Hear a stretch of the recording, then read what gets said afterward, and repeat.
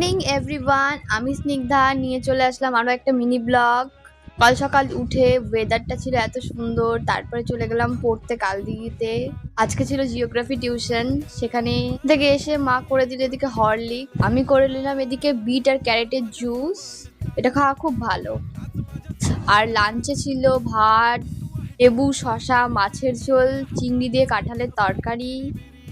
আমি মাকে বলেছিলাম যে মালাইকারি করতে, কিন্তু মা করে দিয়েছে চিংড়ি দিয়ে কাঁঠাল। কি বলে, চিংড়ি কাঁঠাল হয়তো খেতে অতটা খারাপ হয়নি, কিন্তু মালাইকারিটা বেশি টেস্ট হয়।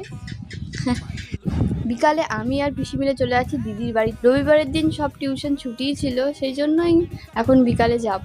পিসির বাড়ি থেকে আরো একটা বাড়িতে যাব। চলে এসছি প্রায় দিদির বাড়িতে, হচ্ছে ভোদন পাড়াতে আমার দিদির বাড়ি। ওখানে এসে কিছুক্ষণ বসলাম, গল্প করলাম। বাড়িতে গোপালটা নতুন এসছে, সিংহাসনে বসায়নি। এটা হচ্ছে আমার দিদি হয়, ও শাড়ির পাড় লাগাচ্ছে।